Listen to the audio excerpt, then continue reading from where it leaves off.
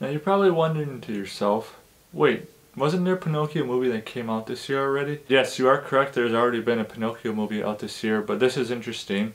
Pinocchio has now fallen into the public domain, which means anybody can take it and turn it into whatever they want, and there won't be any legal blowback on it or copyright infringements. And you're probably wondering to yourself, how does this version of Pinocchio compare to the version we saw earlier this year? Well, let me tell you what I thought. Guillermo del Toro took Pinocchio and he turned it into a complete masterpiece.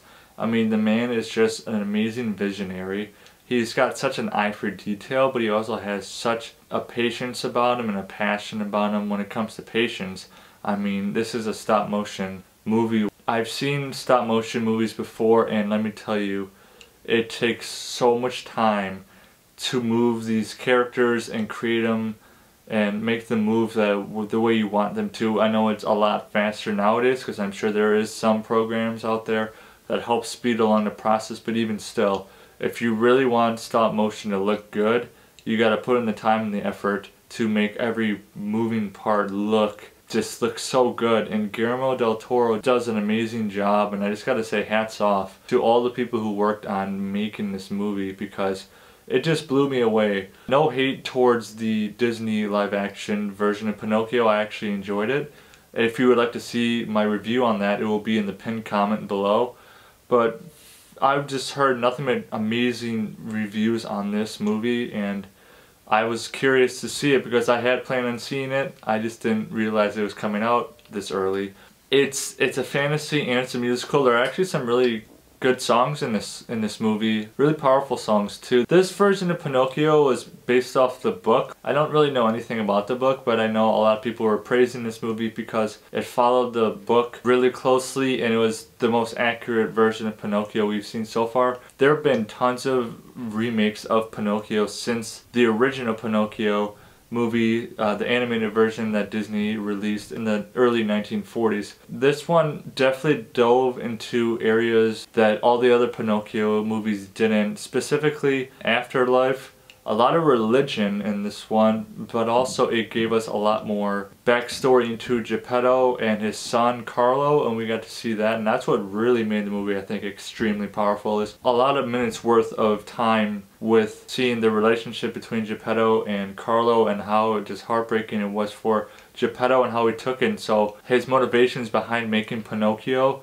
and then a lot of the spiritual aspects of it and religion, and this was also taking place during World War I, which also added so much to the movie and so much drama and made the movie even more dark too, because Guillermo del Toro has a dark spin on everything. If you're familiar with any of his work, his two biggest movies is Pan's Labyrinth and The Shape of Water, which both won Academy Awards. I hope this movie gets nominated for something because it was phenomenal. But he really likes to explore kind of the darker side of life and death, and he likes throwing religion in there, and the questions that Pinocchio was asking in the movie, just some of them were really deep and really profound, and the questions he's asking are questions that we don't actually know the answer all the way. Like, we have some guesses, but some of the questions he was asking, I mean, have baffled humans for centuries. So many different topics and things he just jumped right into.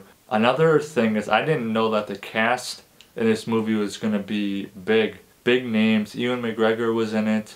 Ron Perlman was in it. Finn Wolfhard was in it. Tilda Swinton. Cate Blanchett. I knew Ewan McGregor was in it. I remembered that, but everyone else I had no idea, and that's just what made the movie better too. The acting and the cast that went into it, they brought their A game, and this movie just blew me away in terms of what I was expecting. It just gave so much more insight into the world of Pinocchio and how it's actually, I think it was always meant to be a darker story, a darker twist on a piece of wood that thinks it's a child. But this movie also portrayed Pinocchio in a little different way too. He was very anti-authority, which in the past he was a little bit, but this one was completely just like, I want to do what I want.